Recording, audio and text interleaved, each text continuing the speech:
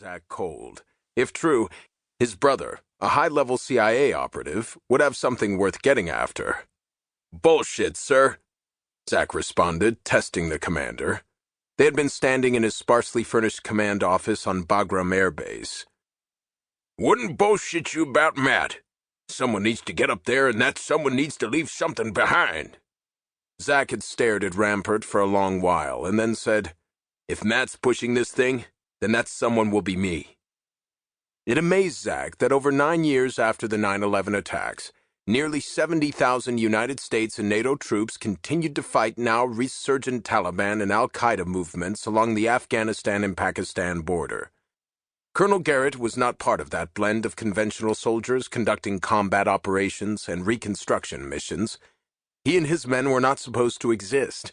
Like ghosts, one moment they were present, and the next they were gone. They moved seamlessly around the battlefield in search of the most worthy targets. He looked at his driver, Sergeant Lance Eversole. "Looks like tonight we're going to give it another shot, Sauls." Eversole's skeptical grin told the story of several raids on al-Qaeda safe houses that had resulted in little to no results. "It's like fishing, sir. We keep pulling up sticks and tires instead of the big one. We need to find us a honey hole." Eversole was raised in central Kentucky on a family farm. He was a broad-shouldered, square-jawed man who had done 2 years of college on a wrestling scholarship at Louisville University, and then got bored with the entire scene. One morning, he walked into the recruiting station in downtown Louisville. He'd stood tall and told the recruiter, "If you give me airborne and ranger with a shot at special forces, I'll sign up right now." Now, at age 25 years old, Eversole was a Special Forces paratrooper. He had landed the impossibly difficult job of being the radio operator, driver, bodyguard, and virtual aide-de-camp for the group commander, Colonel Garrett. "Well, they don't come any bigger than what we're going after here with this one. It's not so much what we're hoping to bring back, but what we hope to leave up there." He felt the weight of his M4 hanging loosely on the snap link affixed to his outer tactical vest, and found himself hoping the plan would work. A moment of silence followed before Eversole replied, "I know I'm not supposed to know about this, but I overhear a lot, you know, sir. That's why I picked you. I can trust you." Colonel Garrett nodded in the darkness. The less said about this mission, the better. Sure, they were going into the teeth of a known al-Qaeda hideout in the undefined border region, but they had come up empty so many times that Zach figured if Matt had any hand in the plan, it had to be worth it, no matter how dangerous.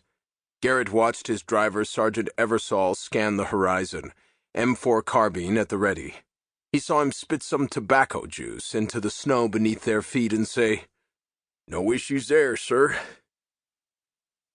"Raider 6, this is Tiger 6, over." Garrett and Eversole looked at the radio handset. "It's time, sir." Garrett gave him a nod and placed the handset to his ear. "Tiger 6, this is Raider 6, Searing Gorge is a go. Execute now, over." Garrett spoke with certainty. "Confirmed, Searing Gorge is a go, over." "Roger, Searing Gorge is a go." "Roger that." The tone of Commander Jeffrey Montrose was high-pitched and excited. Zachary visualized the Navy SEAL gathering his men on the other side of the valley from where he and Eversole stood. His own 8-man security team was situated within 200 meters of his command vehicle, occupying positions of dominance along the ridge in order to protect their esteemed commander. The team had been inserted last night into this valley, not too far from the fabled Tora Bora cave complex. An Afghan citizen, a poppy farmer, had been captured a week ago and, after some tough questioning, had delivered a pearl of intelligence. Senior al-Qaeda leadership was reforming in the rugged northeastern Afghan mountains for the spring offensive. Maybe even Osama bin Laden himself.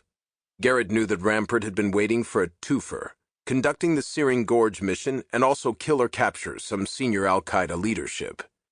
Despite his misgivings, Garrett was confident in the overall plan. He still had some concerns, which he had voiced to Rampart, but Rampart again had been unrelenting. He refused to budge on the time. Given the sensitivity of the mission and its myopic purpose, Rampart had dictated the landing zone times and the loads in each helicopter. Accordingly, Zach had his team rehearse the mission several times at their base camp in the relatively secure compound in central Afghanistan. After they worked out the